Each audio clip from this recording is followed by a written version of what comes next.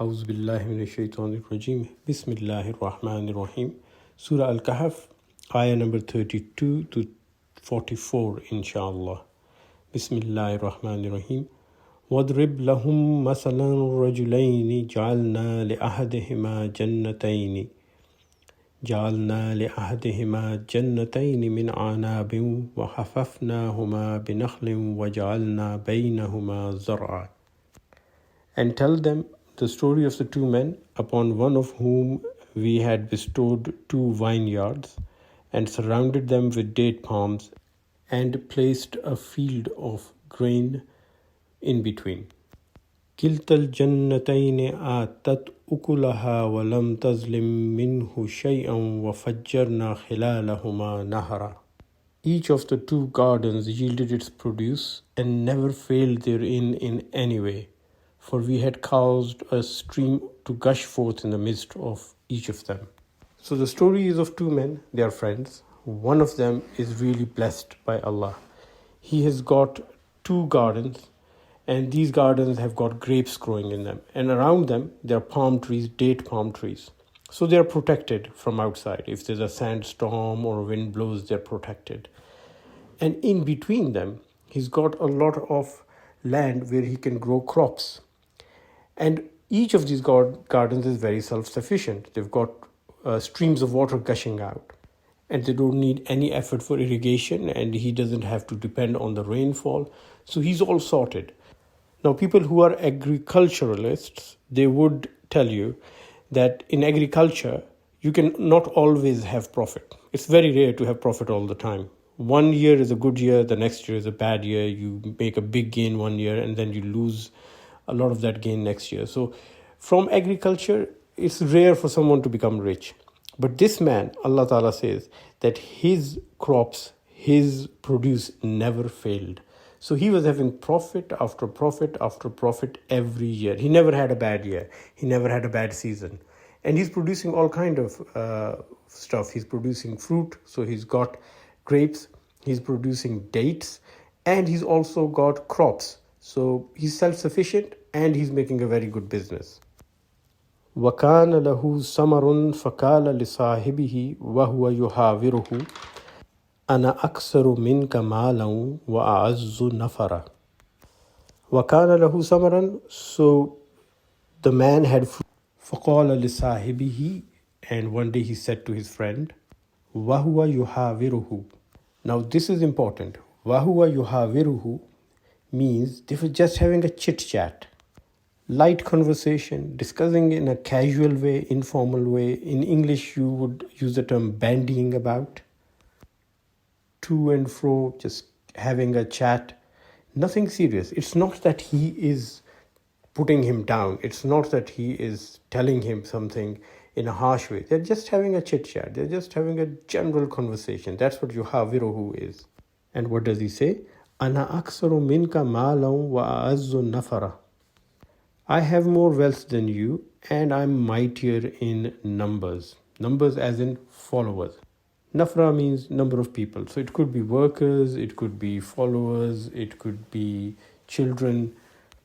And he's not saying it in a very proud tone. No, it's just generally he's mentioning to him. But the message goes there. What he's trying to tell the other person is, I am superior to you. But in a very light way. وَدَخَلَ جَنَّتَهُ وَهُوَ ظَالِمٌ لِنَفْسِهِ قَالَ مَا أَظُنُّ أَن تَبِيدَ هَذِهِ أَبَدًا. And as he entered his gardens, he sinned against himself. He did a zulm against himself. وَهُوَ ظَالِمٌ لِنَفْسِهِ. By saying, I do not think that this will ever perish. So he's saying that it's too good. It's all sorted. Water coming out of the ground, crops growing by themselves. I have to put very little effort. I've got so many people around me, workers, children, followers. I'm big in the community. And this is eternal. This is never going to end. So you can detect that although he's chit-chatting and he's having a general conversation, but there is a lot of pride coming through it. And then he says something really, really intense. وَمَا أَظُنُّ السَّاعَةَ قَائِمَةً. and neither do I think that the last hour will ever come. وَلَئِن رُدِّدتُّ إِلَى رَبِّي لَأَجِدَنَّ خَيْرًا مِنْهَا مُنْقَلَبًا. But even if it should come, and I am brought before my sustainer, I will surely find something even better than this as my last resort. So there are a few things to note here. Number one, he's a believer. He says, Rabbi, my sustainer. He believes in Allah. But he doesn't believe in the day of judgment. He's not sure about it. He says, I don't think it's going to happen. I don't think anyone's going to call me and question me, what good I've done, what bad I've done. I don't believe that. And even if it does, it's going to be fine. Because my sustainer, he will give me even something better than he's given me in this world. Now this is arrogance. And this arrogance is found among believers. Non-believers don't have arrogance. They don't believe. Believers can have the arrogance that either there's not going to be any question answer session from me, or if there is, it's fine. He's Rahman and Rahim. He will be easy on me. I can believe whatever I want. I can do whatever I want. And he's not going to ask me any questions. And even today you see people who do the wrong thing, who cheat, who steal, who murder, who rob. And when you ask them, what about Akhirah? They say, oh, Allah is going to forgive me. I'll be forgiven. Oh, He's Rahman and Rahim. He'll be fine. I'll be fine. He'll be fine with me. Now, all this conversation might sound very benign to you. And Allah Ta'ala says they were having a general chit-chat conversation. They were just having a to and fro bandying of words going on. And there's no indication here that he's done anything wrong. He's not killed anyone. He hasn't stolen from anyone. He's making a good living out of what Allah has provided him. But he's committing a big sin here. A big sin. And what is that big sin? Arrogance and pride. He's putting down his friend. In that conversation, he is trying to put down his friend. He's got pride and arrogance for what he has, but he also is indicating to his friend, you don't have this. This is one of the biggest sins that a man could ever commit. Remember, Shaitan, what was his sin? He was saying that Adam is not equal to him and not better than him. And he thought he was too good. He was too good to bow down. He's not going to bow because Allah has created Adam. No, because he thought Adam was inferior. And this man, his sin is the same. He believes he's superior, so superior that he doesn't even believe in the day of judgment. And even if it does come, Allah is going to give him a better deal than he's been given in this world. That is his arrogance. That is his superiority complex. And he's saying it aloud to the other man who doesn't have all of these things and trying to make him feel inferior and miserable. So what happens next? قَالَ لَهُ صَاحِبُهُ وَهُوَ يُحَاوِرُهُ أَكَفَرْتَ بِالَّذِي خَلَقَكَ مِنْ تُرَابٍ ثُمَّ مِنْ نُطْفَةٍ ثُمَّ سَوَّاكَ رَجُلًا. And his friend answered him in the course of their argument. It's just again, يُحَاوِرُهُ. They're again having a general discussion, to and fro, bandying of words, back and forth, exchanging ideas in a light way. So he also answers him in a very light way. Will you commit kufr or blaspheme against him who has created you out of dust and then out of a drop of sperm and in the end has fashioned you into a complete man? The word used here is very strong. Although the conversation is light, وَهُوَ يُحَاوِرُهُ, they're just having a general conversation. أَكَفَرْتَ بِالَّذِي خَلَقَكَ. So are you committing kufr? This is very important. This is Quran. This is the message of the Quran. Allah says that if you are being proud and arrogant about what you have been given in this life and how Allah is going to deal with you in the hereafter, this is kufr. You are hiding the truth from Allah, because every human being in their heart knows how weak they are and how vulnerable they are. Pride or ghurur in Arabic language actually means a delusion. Ghurur is delusion. And thinking that you are really something great and big and you are not vulnerable and you have no reason to be humble and have humility is basically a delusion. And then his friend says, لَكِنَّهُ اللَّهُ رَبِّي وَلَا أُشْرِكْ بِرَبِّي أَحَدًا.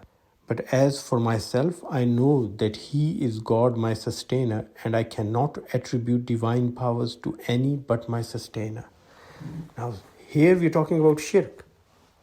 And he says, his friend says, and Quran quotes him, that anyone who has a delusion that they are so good and so great that they can achieve whatever they have in this life all because of themselves, and even in the day of judgment they will have a good deed because they're just lucky and they're just so special, this is shirk. So the question arises, what should have he said? If what he says is wrong, it's arrogant and full of pride, what should have he said? And the next ayah tells us. So his friend explains to him, وَلَوْلَا إِذْ دَخَلْتَ جَنَّتَكَ قُلْتَ مَا شَاءَ اللَّهُ لَا قُوَّةَ إِلَّا بِاللَّهِ. And alas, if you would have said on entering your garden, whatever God wills shall come to pass, for there is no power save with Allah. إِن تَرَنِي أَنَا أَقَلَّ مِنْكَ مَالًا وَوَلَدًا. Although, as you see, I have less wealth and offspring than you. So the friend is explaining to him that you should have said, this is all because of blessing of Allah. It is all because of what Allah has done for you. I mean, the water coming out of the ground, you didn't bring it out. And the protection of your crops, you didn't do it. The fertility of the land, that is from God, not from you.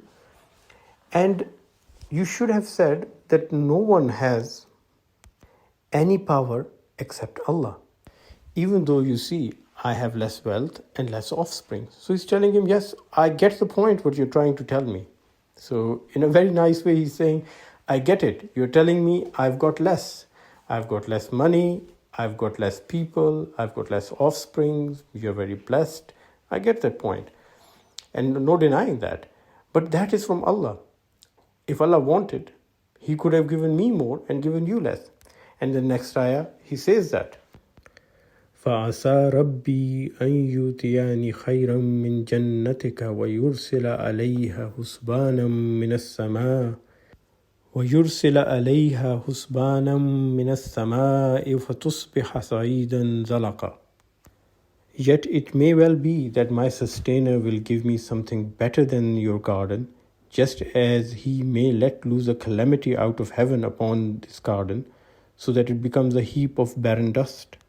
Now he's trying to explain to him that Allah is the one who gives and He's the one who takes away. And it's very easy for Him. He could bless me with anything which is better than what you have, especially your garden. And if from the sky He sends a calamity, all that you have could be destroyed.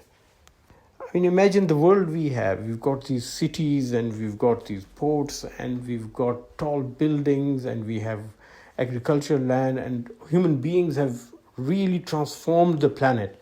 Yet only one asteroid has to come from the sky, a calamity from the heaven, and all of this would be destroyed. Just like it happened for the dinosaurs. They were ruling everywhere. The whole planet was overrun by the dinosaurs. One asteroid came and they were gone. Can't even find them anywhere apart from the fossil record. And in the next ayah he says, أَوْ يُصْبِحَ مَاؤُهَا غَوْرًا فَلَنْ تَسْتَطِيعَ لَهُ طَلَبًا. Or its water sinks deep into the ground so that you will never be able to find it again. Now this thing resonates with the Quraysh. The Quraysh knew that when Kaaba was made, before that, Allah Ta'ala as a miracle provided water. The Zamzam water was provided at the time of Ismail al-Islam. When he was a baby, he was thirsty and he was rubbing his feet on the ground. His heels, he was rubbing them on the ground, and Allah Ta'ala made water gush out of the ground. So Zamzam water was there, Kaaba was made. But once the Quraysh started to worship idols, very few people know this, that when they were worshipping idols, the Zamzam water disappeared deep in the ground. And it happens quite a lot of times that you have water coming out from a spring and then the spring dries. So the Zamzam water, for a very long period of time, did not exist. And hence the theories from the Westerners that Kaaba was only sacred to the Arabs because it had water is not true. For centuries and centuries, God knows maybe thousands of years, there was no Zamzam water. Then the grandfather of the Prophet ﷺ, Abdul Muttalib, he saw a dream. And in his dream, he saw a man who led him to a certain place in the Kaaba, in the Haram, and said, dig here and you'll find Zamzam water. So in the morning, he went with his son Abdullah, the father of the Prophet Muhammad sallallahu alaihi wasallam, and he started digging. And when he started digging, the Quraysh came and they said, what are you doing? You're digging up the holy place. You can't do that. And he said, no, I have been given a sign from Allah. I have to do this. So they all surrounded him and he kept on digging and they found water. And not only they found water, they also found some treasure which was buried by the Jurhum tribe, which was the maternal tribe of the Quraysh. So Ismail al-Islam had married among the Jurhum tribe. So they also found some treasure. It had some swords and it had some gold in it. And now all the Quraysh who was stopping Abdul Muttalib and Abdullah from digging, they came up and they said, oh, you found a treasure, we have a share in it because it belongs to us too. And he said, no, I'm the one who found it. I will have this treasure. So, well, they went around, they had a bit of argument, and the final settlement was that, yes, the treasure would be given to Abdul Muttalib and Abdullah. And the treasure came to Hazrat Abdul Muttalib. He took that treasure and he donated it to the Kaaba. And he put it in the Kaaba. So the Zamzam water came back after many centuries. Now the Quraysh, when they're listening to this story, they know very well that Allah can make the water disappear. And this is another miracle of Allah, that He made the Zamzam water disappear, not a drop to be found. And when it came back, today millions of people drink it every day and it never runs out. Let's get back to the two friends and see what happens then. وَأُهِيتَ بِسَمْرِهِ فَأَصْبَحَ يُقَلِّبُ كَفَّيْهِ عَلَى مَا أَنْفَقَ فِيهَا وَهِيَ خَاوِيَةٌ عَلَى عُرُوشِهَا وَيَقُولُ يَا لَيْتَنِي لَمْ أُشْرِكْ بِرَبِّي أَحَدًا. And thus it happened, his fruitful gardens were encompassed by ruin, and there he was wringing his hands over all that he had spent on that which now lay waste, with its trellises caved in, and he could but say, oh, would that I had not attributed divine power to any but my sustainer. So all his gardens were destroyed. All the crops were destroyed. We don't know how. Maybe some disease came and it all happened. And he was just there wringing his hands and saying, I wish I would have not committed shirk.